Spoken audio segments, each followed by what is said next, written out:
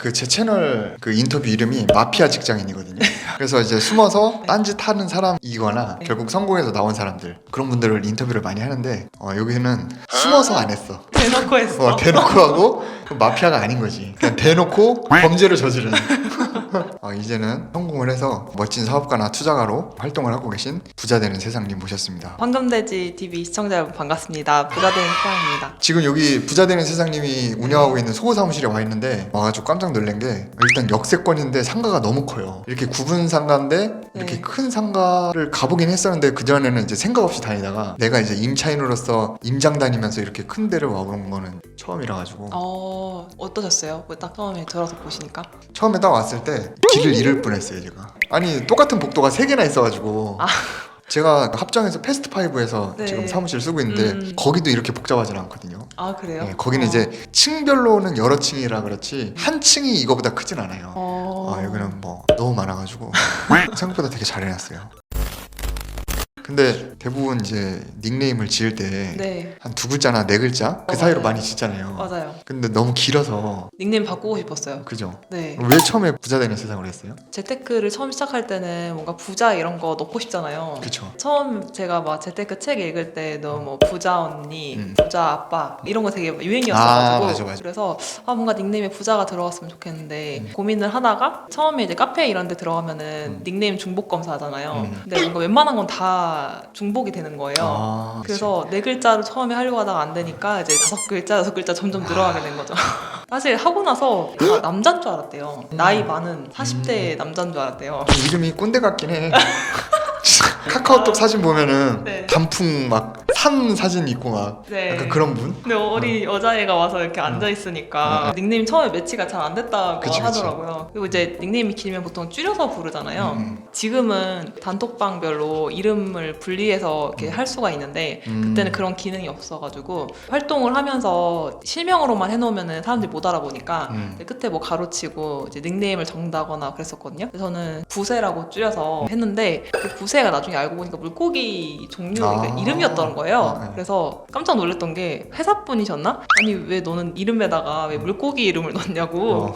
진짜? 네, 사실 처음에는 그렇게 생각을 많이 하고 있지는 않았다. 지금 네이밍을 다시 한다면 뭘로 네. 하고 싶어요?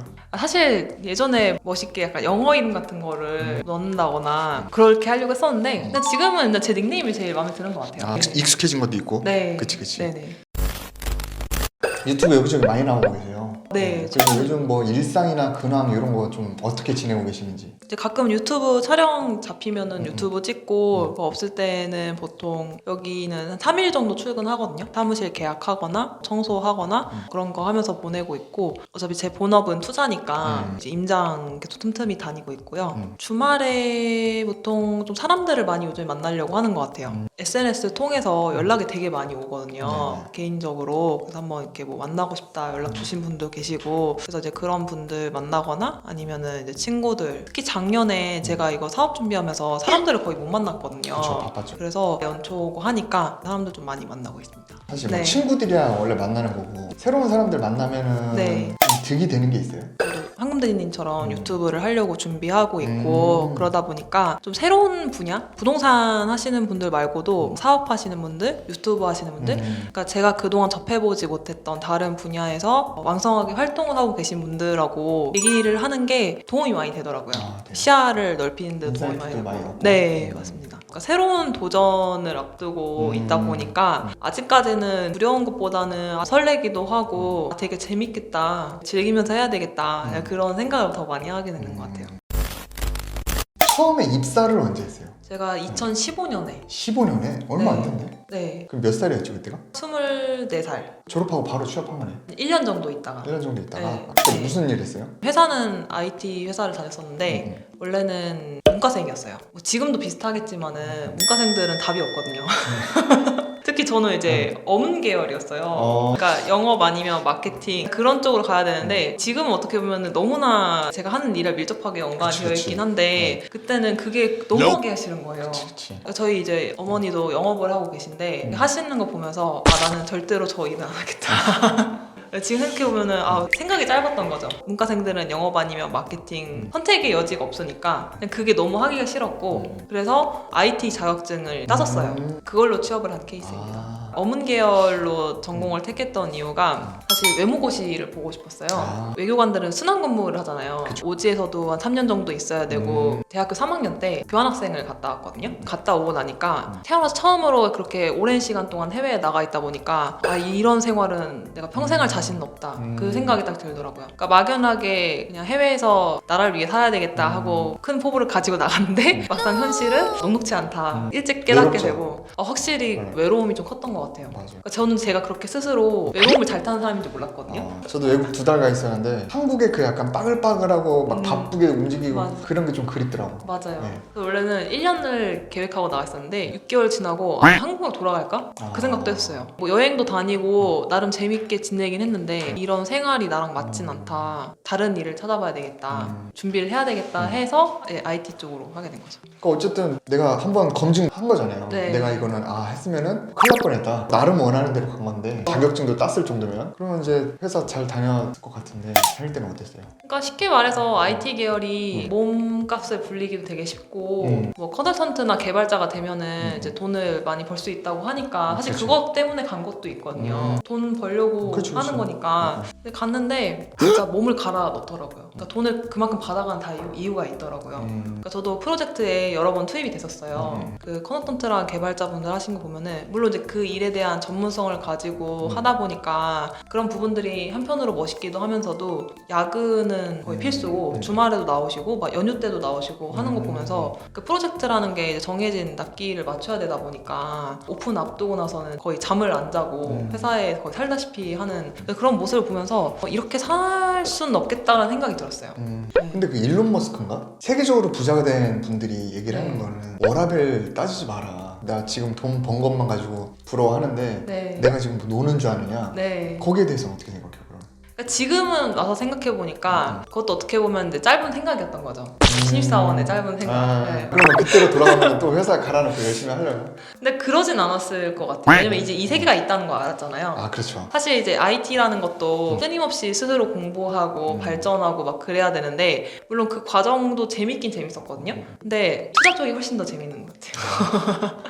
제 나이 또래면은 어렸을 때 아이돌 좋아하거나 연예인들 보통 좋아하고 그치. 막 그러잖아요. 근데 저는 부동산 덕질이라고 하죠.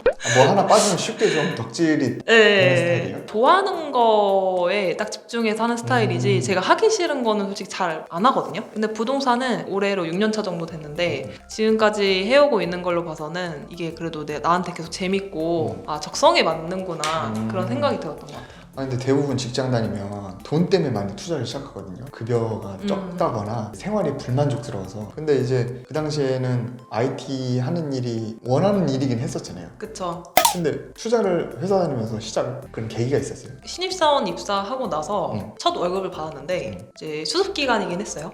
첫 월급이 200이 안 되더라고요. 물론 이제 나중에 내가 열심히 경력을 쌓고 하다 보면은 그만큼 더 많이 받을 수 있겠다라는 거 생각하고 갔는데 근데 이 막상 통장에 찍힌 그 돈을 보고 이 돈을 모아서 언제 집 사고 결혼하지? 근데 현실적인 생각이 먼저 딱 들더라고요. 그때 딱 현타가 오고 그러고 나서 제 옆에 저희 이제 팀 사람들이랑 얘기를 하는데 팀장님이 하는 고민, 차장님, 과장님들이 하는 고민 다 비슷해요. 그치. 뭐였어요? 그들의 고민이? 전세금 올려줘야 올려달라고 해야 되는데 된다. 그래서 뭐 퇴직금을 깨내 마내 막 이런 얘기 막 하시더라고요. 그거 보면서 훨씬 더 저보다 많은 급여를 받고 계심에도 불구하고 왜 나랑 하고 있는 고민이랑 별반 다르지 않을까. 그걸 보면서 직장인으로서는 답이 없다라는 거를 좀 빨리 깨달았던 것 같아요. 근데 그 과장님도 신입사원 때 자기 선배들의 그런 모습을 봤을 거고 부세님의 그 당시 입사 동기들도 있을 거고 네. 지금 이 시간에도 신입사원으로서 그 모습을 보는 분들도 많을 텐데 왜 다 그렇게 현타를 못 맞을까요? 신입사원분들은 회사 들어가고 나면은 그 전에 이제 학생일 때보다는 훨씬 더 돈을 많이 받고 내가 아직까지는 직장을 그만둘 날보다 다닐 날이 훨씬 더 많으니까 그러니까 평생 직장이라는 개념이 없지만 당장에 내가 그래도 회사를 잘리거나 그럴 일은 없다라고 생각을 하니까 현실에 안주하게 되는 그런 건 확실히 있는 것 같아요. 지금 뭐 엄청 많은 돈을 벌진 못하더라도 그냥저냥 회사 생활 9 to 6 준수하면서 급여 받고 받고 그걸로 내가 사고 싶은 거 사고 차 사고 백 사고 하면서 그치. 당장에 생활하는 데는 문제가 문제 없거든요. 없죠. 풍족하지. 근데 이제 대부분 다 결혼하시고 나서 이제 현타 애가 와요. 생기고 그때부터 다들 많이 시작을 하시는 것 같더라고요. 결혼하고 애 낳고 현타 오는 거는 저도 그랬고 네. 대부분 그때 현타 오는 건 제가 이해를 해. 네. 피부로 확 와닿거든. 근데 부생님처럼 20대 때 신입사원인데 현타 와가지고 움직이는 사람들이 극히 드물거든요. 그 일반인 대비해서 부생님만의 뭐가 달랐기 때문에 그런 게 있었는지 그게 궁금한 거예요. 가정 환경도 좀 한몫했던 것 같아요. 제가 뭐 용돈을 그렇게 많이 필요로 하는 학생은 아니었거든요. 다니라는 대로 약간 꼬박꼬박 다니고 그냥 이제 모범생 스타일. 네. 사실 이제 그때도 거의 뭐 10평 남짓한 방에 이제 내 식구가 살았으니까 빨리 나는 돈을 벌어서 좀 더 넓은 평수로 이사를 가는데 도움을 드리고 싶은데 지금 가진 월급으로는 택도 없으니까 그런 거에서 뭔가 빨리 깨달았던 것 같아요. 그래서 취업을 빨리 한 것도 있거든요. 그러니까 어머니 혼자 외벌이 하시니까 저라도 빨리 도움을 드려야 되겠다 이렇게 생각을 해서 시작을 했는데 이 돈 가지고는 내가 원하는 그 목표를 이룰 수 없겠다 생각이 들어서 그래서 다른 또래분들보다는 좀 더 일찍 정신을 차렸던 것 같아요. 오히려 성장 환경에 조금 결핍한 게 그런 있었기 게 때문에. 네.